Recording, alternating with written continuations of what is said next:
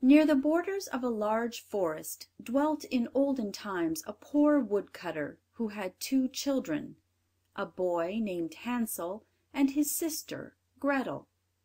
They had very little to live upon, and once when there was a dreadful season of scarcity in the land, the poor woodcutter could not earn sufficient to supply their daily food.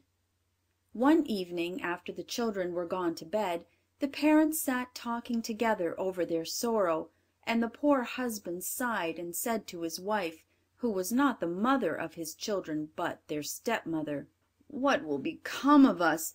For I cannot earn enough to support myself and you, much less the children. What shall we do with them? For they must not starve." "I know what to do, husband," she replied. "Early tomorrow morning we will take the children for a walk across the forest and leave them in the thickest part. They will never find the way home again, you may depend, and then we shall only have to work for ourselves." "No, wife," said the man, "that I will never do. How could I have the heart to leave my children all alone in the wood, where the wild beasts would come quickly and devour them?" "Oh, you fool," replied the stepmother, "if you refuse to do this you know we must all four perish with hunger. You may as well go and cut the wood for our coffins." And after this she let him have no peace till he became quite worn out, and could not sleep for hours, but lay thinking in sorrow about his children. The two children, who also were too hungry to sleep, heard all that their stepmother had said to their father. Poor little Grethel wept bitter tears as she listened, and said to her brother, "What is going to happen to us, Hansel?" "Hush, Grethel," he whispered, "don't be so unhappy. I know what to do." Then they lay quite still till their parents were asleep. As soon as it was quiet, Hansel got up, put on his little coat, unfastened the door, and slipped out. The moon shone brightly, and the white pebble stones which lay before the cottage door glistened like new silver money. Hansel stooped and picked up as many of the pebbles as he could stuff in his little coat pockets. He then went back to Grethel and said, "Be comforted, dear little sister, and sleep in peace. Heaven will take care of us." Then he laid himself down again in bed and slept till the day broke. As soon as the sun was risen the stepmother came and woke the two children and said, "Get up, you lazy bones, and come into the wood with me to gather wood for the fire." Then she gave each of them a piece of bread, and said, "You must keep that to eat for your dinner, and don't quarrel over it, for you will get nothing more." Grethel took the bread under her charge, for Hansel's pockets were full of pebbles. Then the stepmother led them a long way into the forest. They had gone but a very short distance when Hansel looked back at the house, and this he did again and again. At last his stepmother said, "Why do you keep staying behind and looking back so?" "Oh, mother," said the boy, "I can see my little white cat sitting on the roof of the house, and I am sure she is crying for me." "Nonsense!" she replied. "That is not your cat. It is the morning sun shining on the chimney pot." Hansel had seen no cat, but he stayed behind every time to drop a white pebble from his pocket on the ground as they walked. As soon as they reached a thick part of the wood, their stepmother said, "Come, children, gather some wood, and I will make a fire, for it is very cold here." Then Hansel and Grethel raised quite a high heap of brushwood and faggots, which soon blazed up into a bright fire, and the woman said to them, "Sit down here, children, and rest while I go and find your father, who is cutting wood in the forest. When we have finished our work we will come again and fetch you." Hansel and Grethel seated themselves by the fire, and when noon arrived they each ate the piece of bread which their stepmother had given them for their dinner, and as long as they heard the strokes of the axe they felt safe, for they believed that their father was working near them. But it was not an axe they heard, only a branch which still hung on a withered tree, and was moved up and down by the wind. At last, when they had been sitting there a long time, the children's eyes became heavy with fatigue, and they fell fast asleep. When they awoke it was dark night, and poor Grethel began to cry, and said, "Oh, how shall we get out of the wood?" But Hansel comforted her. "Don't fear," he said. "Let us wait a little while till the moon rises, and then we shall easily find our way home." Very soon the full moon rose, and then Hansel took his little sister by the hand, and the white pebble stones which glittered like newly coined money in the moonlight, and which Hansel had dropped as he walked, pointed out the way. They walked all the night through, and did not reach their father's house till break of day. They knocked at the door, and when their stepmother opened it, she exclaimed, "You naughty children! Why have you been staying so long in the forest? We thought you were never coming back." But their father was overjoyed to see them, for it grieved him to the heart to think that they had been left alone in the wood. Not long after this there came another time of scarcity and want in every house, and the children heard their stepmother talking after they were in bed. "The times are as bad as ever," she said. "We have just half a loaf left, and when that is gone all love will be at an end. The children must go away. We will take them deeper into the forest this time, and they will not be able to find their way home as they did before. It is the only plan to save ourselves from starvation." But the husband felt heavy at heart, for he thought it was better to share the last morsel with his children. His wife would listen to nothing he said, but continued to reproach him, and as he had given way to her the first time, he could not refuse to do so now. The children were awake and heard all the conversation, so as soon as their parents slept, Hansel got up, intending to go out and gather some more of the bright pebbles to let fall as he walked, that they might point out the way home. But his stepmother had locked the door, and he could not open it. When he went back to his bed he told his little sister not to fret, but to go to sleep in peace, for he was sure they would be taken care of. Early the next morning the stepmother came and pulled the children out of bed, and when they were dressed gave them each a piece of bread for their dinners, smaller than they had had before, and then they started on their way to the wood. As they walked, Hansel, who had the bread in his pocket, broke off little crumbs, and stopped every now and then to drop one, turning round as if he was looking back at his home. "Hansel," said the woman, "what are you stopping for in that way? Come along directly."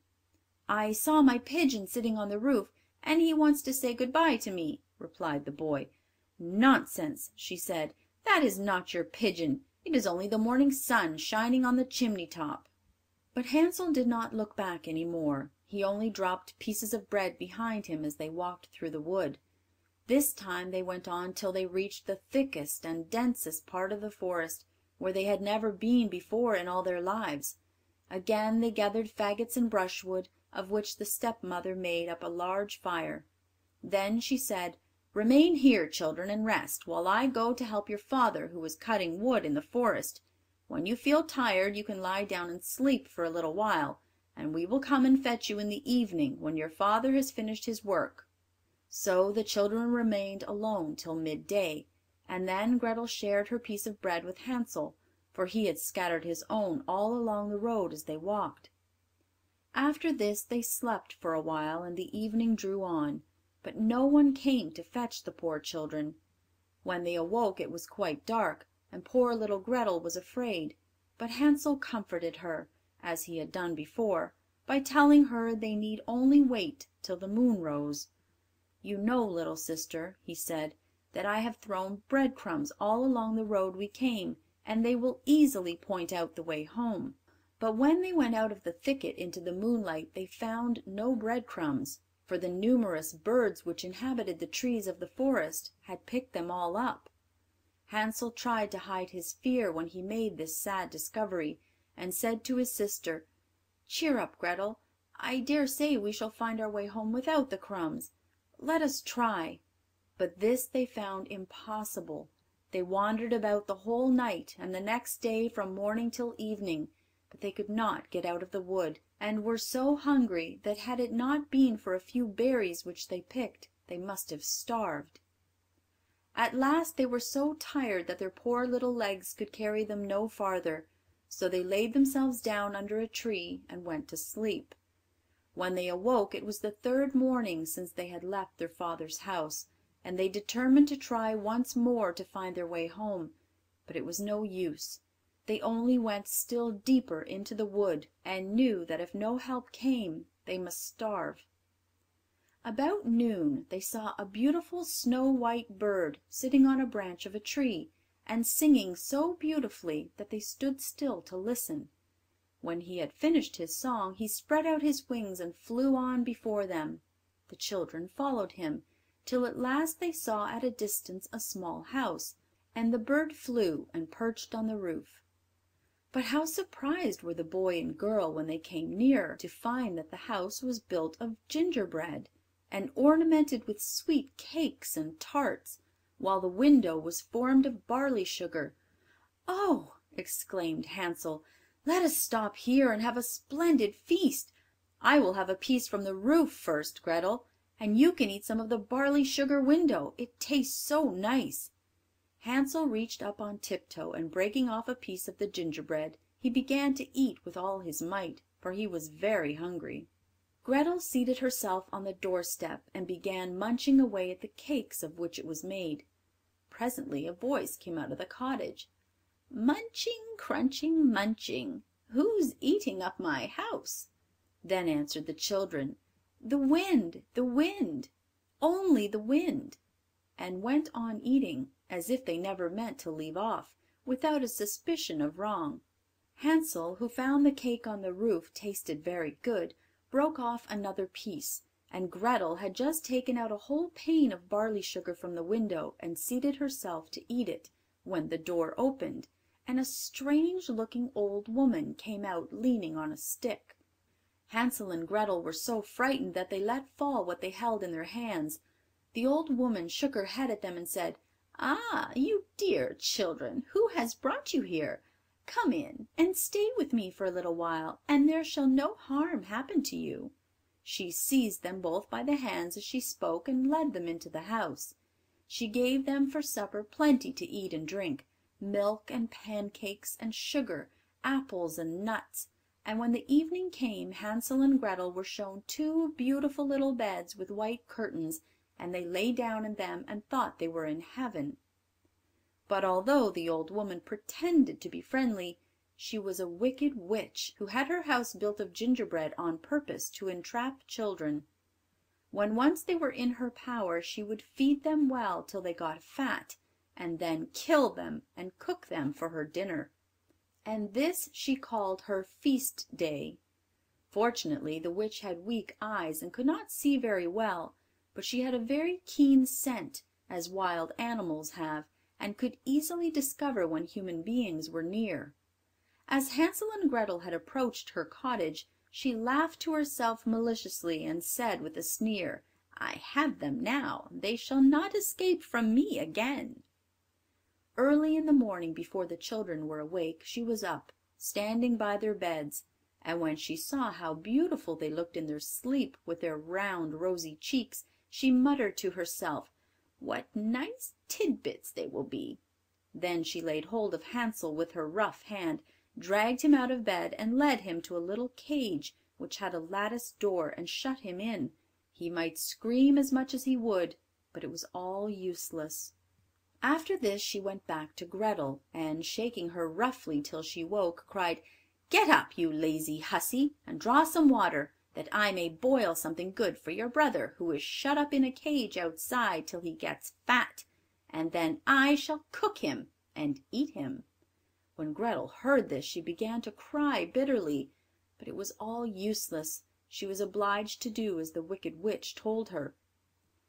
For poor Hansel's breakfast the best of everything was cooked, but Grethel had nothing for herself but a crab's claw. Every morning the old woman would go out to the little cage and say, "Hansel, stick out your finger that I may feel if you are fat enough for eating." But Hansel, who knew how dim her old eyes were, always stuck a bone through the bars of his cage, which she thought was his finger, for she could not see, and when she felt how thin it was she wondered very much why he did not get fat. However, as the weeks went on and Hansel seemed not to get any fatter, she became impatient, and said she could not wait any longer. "Go, Grethel," she cried to the maiden, "be quick and draw water. Hansel may be fat or lean, I don't care. Tomorrow morning I mean to kill him and cook him." Oh, how the poor little sister grieved when she was forced to draw the water! and as the tears rolled down her cheeks, she exclaimed, "It would have been better to be eaten by wild beasts, or to have been starved to death in the woods. Then we should have died together." "Stop your crying," cried the old woman. "It is not of the least use. No one will come to help you." Early in the morning Grethel was obliged to go out and fill the great pot with water, and hang it over the fire to boil. As soon as this was done, the old woman said, "We will bake some bread first. I have made the oven hot, and the dough is already kneaded." Then she dragged poor little Grethel up to the oven door, under which the flames were burning fiercely, and said, "Creep in there, and see if it is hot enough yet to bake the bread." But if Grethel had obeyed her, she would have shut the poor child in, and baked her for dinner, instead of boiling Hansel. Grethel, however, guessed what she wanted to do, and said, "I don't know how to get in through that narrow door." "Stupid goose," said the old woman. "Why, the oven door is quite large enough for me. Just look, I could get in myself." As she spoke, she stepped forward and pretended to put her head in the oven. A sudden thought gave Grethel unusual strength. She started forward, gave the old woman a push which sent her right into the oven, then she shut the iron door and fastened the bolt. Oh, how the old witch did howl! It was quite horrible to hear her, but Grethel ran away, and therefore she was left to burn, just as she had left many poor little children to burn. And how quickly Grethel ran to Hansel, opened the door of his cage, and cried, "Hansel, Hansel, we are free! The old witch is dead!" He flew like a bird out of his cage at these words as soon as the door was opened, and the children were so overjoyed that they ran into each other's arms and kissed each other with the greatest love. And now that there was nothing to be afraid of, they went back into the house, and while looking round the old witch's room they saw an old oak chest, which they opened, and found it full of pearls and precious stones. "These are better than pebbles," said Hansel, and he filled his pockets as full as they would hold. "I will carry some home too," said Grethel, and she held out her apron, which held quite as much as Hansel's pockets. "We will go now," he said, "and get away as soon as we can from this enchanted forest." They had been walking for nearly 2 hours when they came to a large sheet of water. "What shall we do now?" said the boy. "We cannot get across, and there is no bridge of any sort."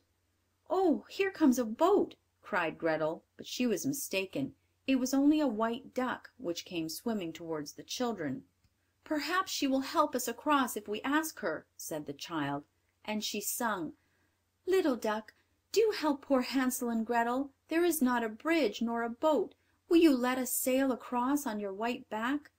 The good-natured duck came near the bank as Grethel spoke, so close indeed that Hansel could seat himself, and wanted to take his little sister on his lap, but she said, "No, we shall be too heavy for the kind duck. Let her take us over one at a time." The good creature did as the children wished. She carried Grethel over first, and then came back for Hansel. And then how happy the children were to find themselves in a part of the wood which they remembered quite well. And as they walked on the more familiar it became, till at last they caught sight of their father's house. Then they began to run, and bursting into the room threw themselves into their father's arms. Poor man! He had not had a moment's peace since the children had been left alone in the forest. He was full of joy at finding them safe and well again, and now they had nothing to fear, for their wicked stepmother was dead. But how surprised the poor woodcutter was when Grethel opened and shook her little apron to see the glittering pearls and precious stones scattered about the room, while Hansel drew handful after handful from his pockets. From this moment all his care and sorrow was at an end, and the father lived in happiness with his children till his death.